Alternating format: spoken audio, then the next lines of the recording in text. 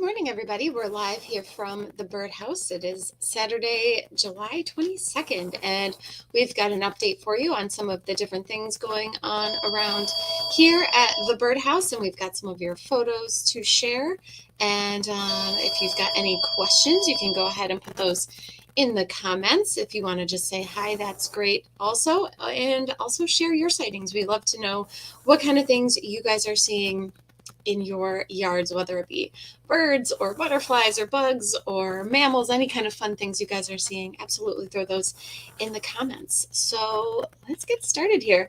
Oh, first of all, this week we had our first ever bird watching cruise on the Sand Patch boat, which was a lot of fun. It was completely sold out.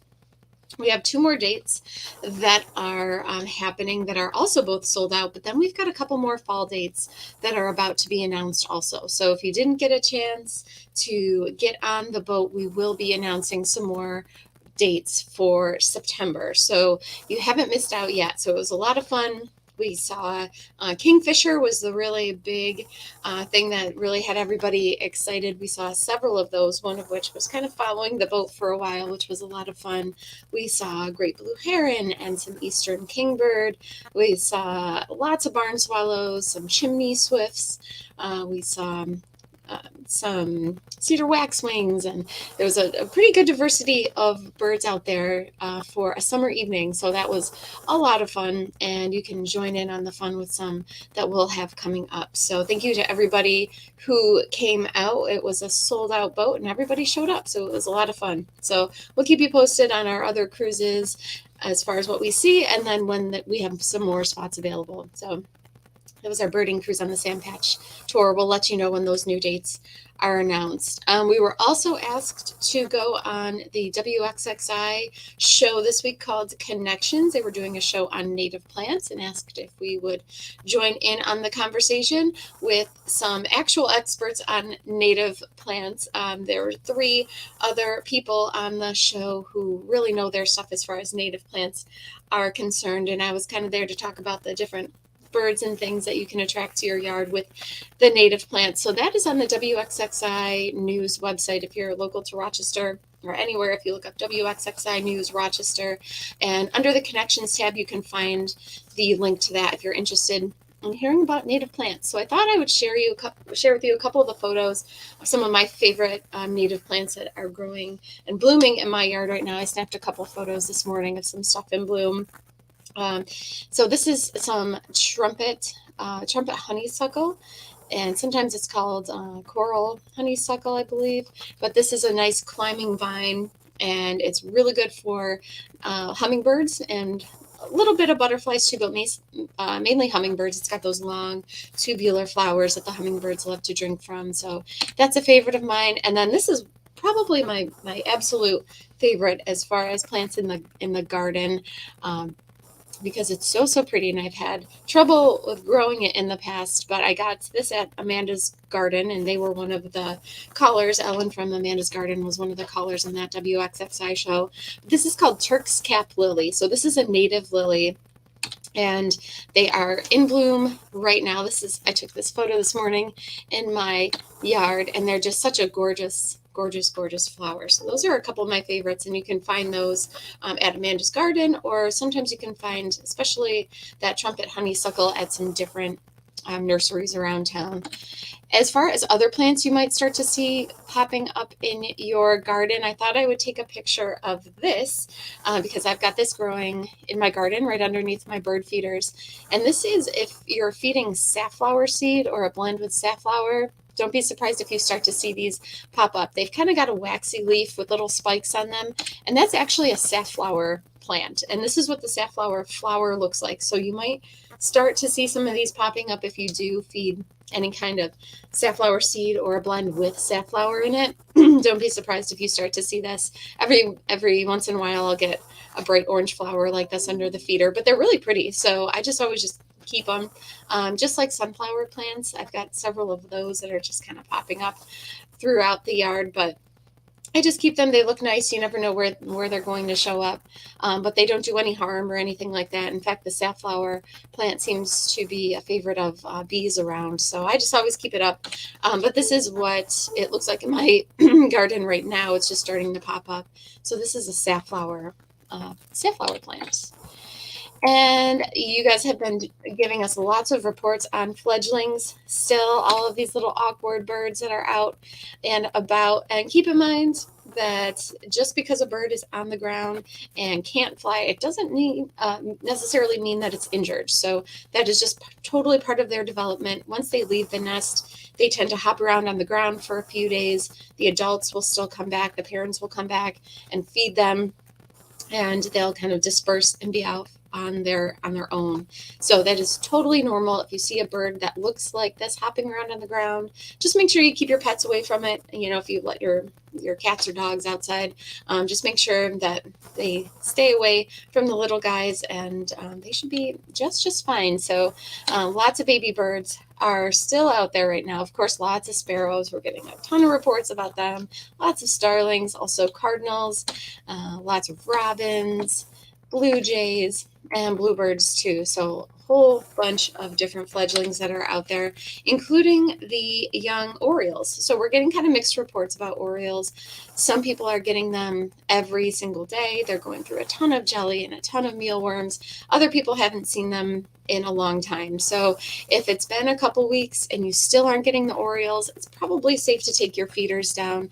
They might be getting their food elsewhere or eating a lot of natural insect protein that they can find out and about just naturally. I would definitely keep your hummingbird feeders out because they're going to be feeding from them all summer long. But as far as the orioles go, if you've seen kind of that they're fizzling over the past couple of weeks and you haven't seen them, it's probably safe to take your feeders down. That being said, a lot of people are getting them coming back to their yards, and the adults are bringing the babies and they're feeding them beaks full of jelly and mealworms. So they are kind of out and exploring their area. So it's pretty common for a lot of people to be getting them throughout probably the next, let's say, 3 weeks or so. So it's kind of a mixed bag, but if you haven't seen them in a while and you've been keeping your feeders out, could be time to take those feeders down. Hummingbirds, again, it's just been not so great of a year for them, but if you've got your tubular blooming plants and your feeder out, that's really the best thing that you can do to attract them. They'll be here through about Labor Day or so they will stick around, usually for a little bit longer than the orioles do before they start migrating back south. So they will be around for another over a month or so. So you still have a chance to attract them if you haven't already.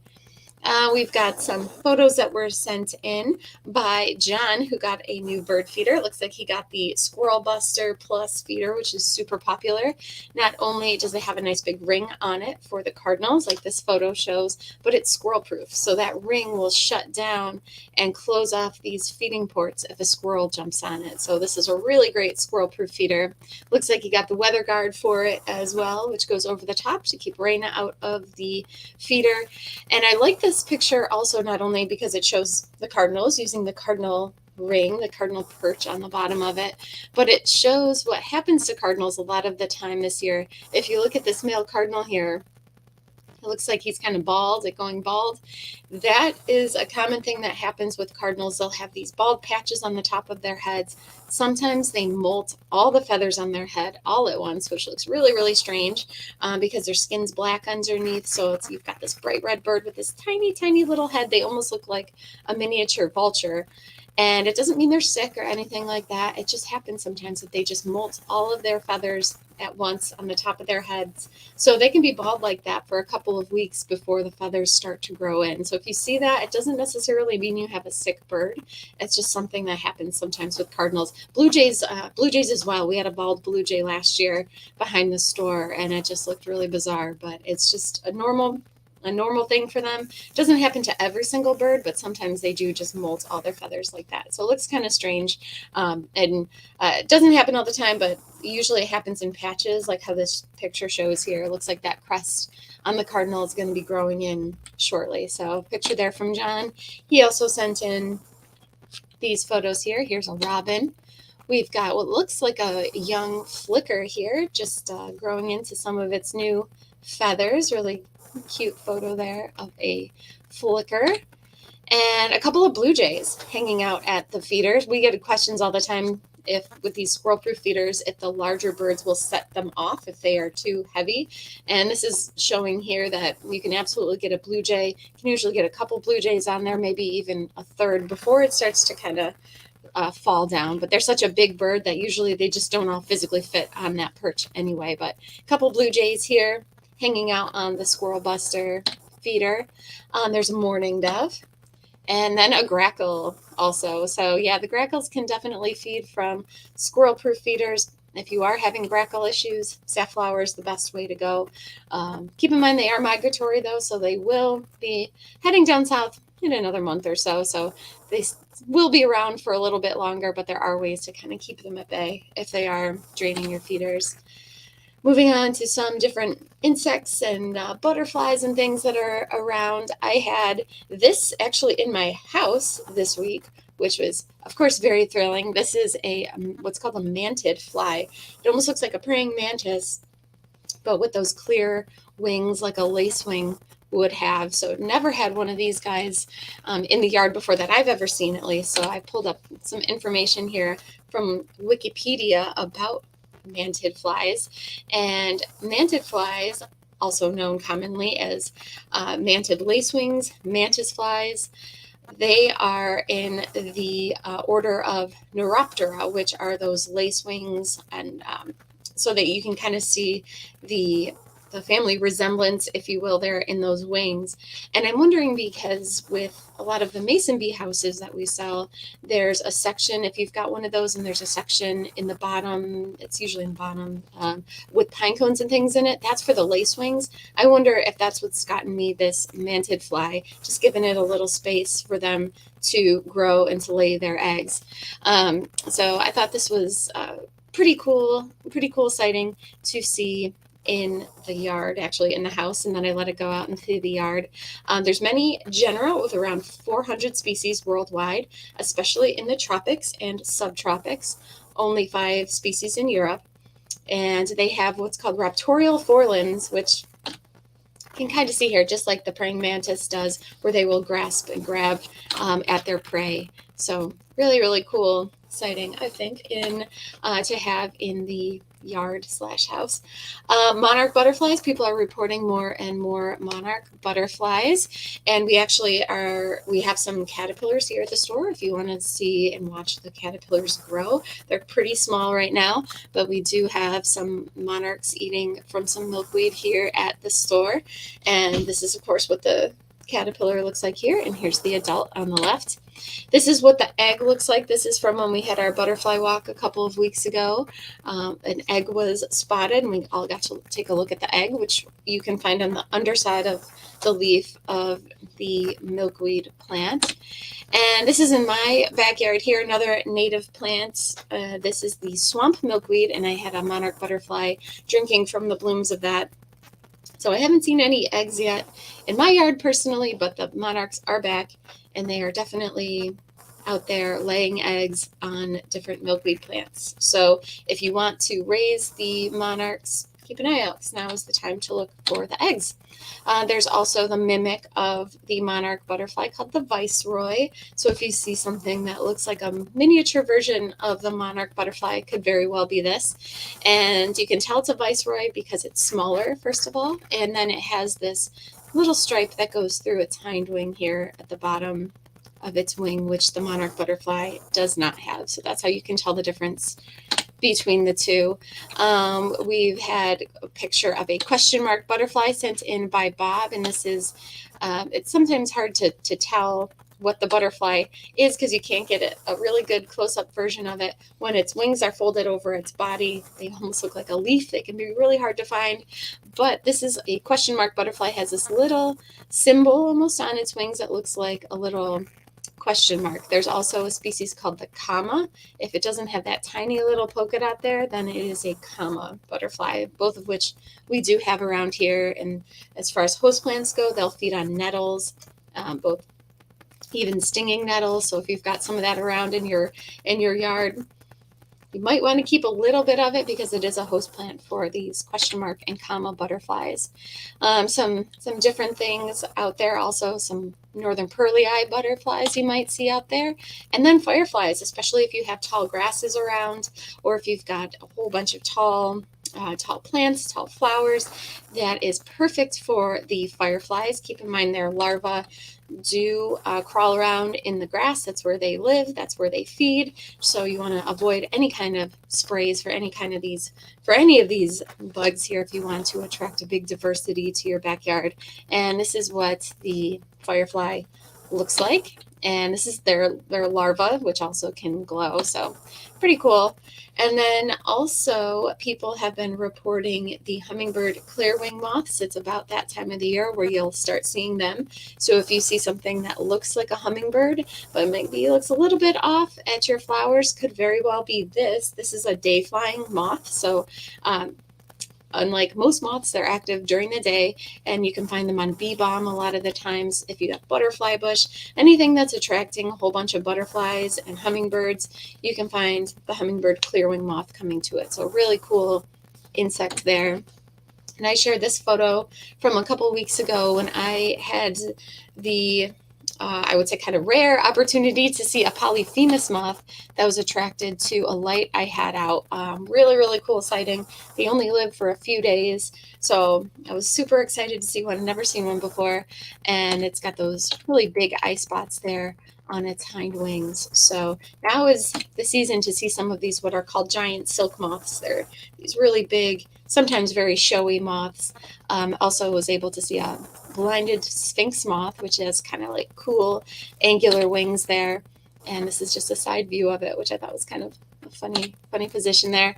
Luna moths. This is another giant silk moth. This is the time of the year where you'll start to see some of these giant silk moths. So keep an eye out for those at your porch lights at night.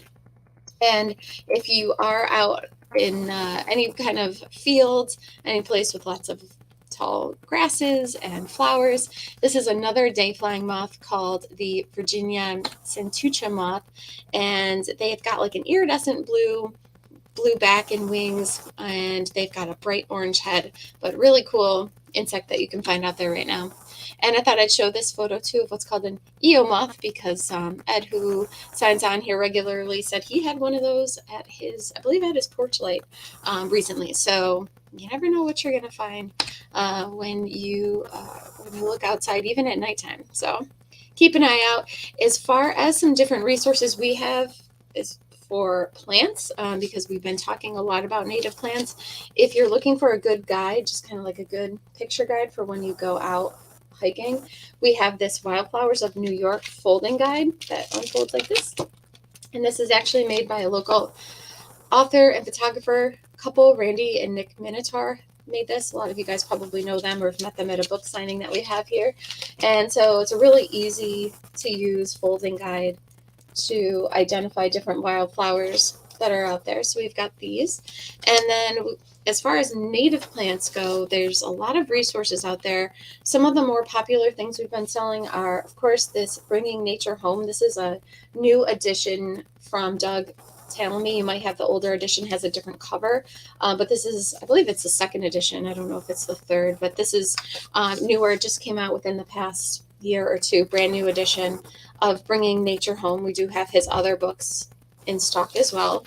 And we do have guides about Northeast native plants. So we've got a couple different books about those as well. If you're looking to add some natives, add some butterfly plants to your yard, we do have some resources as well. And also two other really good sellers and favorites of the store are, of course, the Birds of New York book, which is organized by color. So if you see something that has, say, some green in it, you flip to the little section with the green tab and you flip through all the birds that have some green on it to see what it is you're seeing. So this is a really, really good seller, Birds of New York. And then if you are trying to figure out what bugs you've got in your yard, if you've got a weird bug that flies into your house like I just did this week, this is a great guide. This is the Kaufman Guide to insects of North America, and it doesn't have every single insect you can ever find out there in the world, but it's got a lot of them. So this is a really, really good book, and would recommend that to add to your library if you are looking for some different field guides. So let's see, we've got, looks like a comment on here. Lynn is on, and she says, "Good morning. We get damselflies every year here. They seem to love the Virginia creeper vine. They are so cute." Oh, how neat.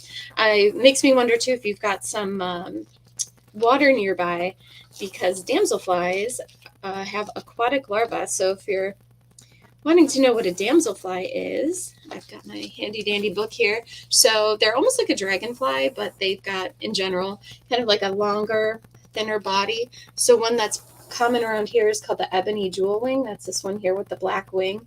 They're really, really pretty. You can find them by streams, and they've got that black, the dark black wing, and then they've got an iridescent, like blue-green body. Really, really pretty.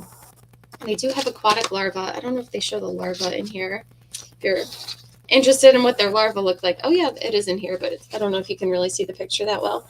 But they have aquatic larvae that you can find in streams and in ponds. So these are damselflies. They almost look a little bit more delicate than the dragonflies do, I would say. But cool. So Lynn gets those by her Virginia creeper vine, and she says, "Oh, we have a saltwater pool." Yeah, okay, yeah. I wonder if they're attracted to that, or if there's certain things attracted to that they might be feeding on. Let's see, Randy's on, says, "Hi, Liz and everybody." So it looks like that is everybody's comments and questions for today. We'll be back on Tuesday with another broadcast. We do have another birding cruise actually happening this Thursday. It is sold out, but we'll have more dates announced by then. By Tuesday, we should have some more dates available for our fall birding cruises that are coming up. And next weekend, we have our jigsaw puzzle swap, which is always super popular. That is all day Saturday, all day Sunday. So we've got that going on too. So that is it for today. We'll be back on Tuesday with another broadcast. And until then, have a great weekend, and we'll talk to you soon. Bye-bye.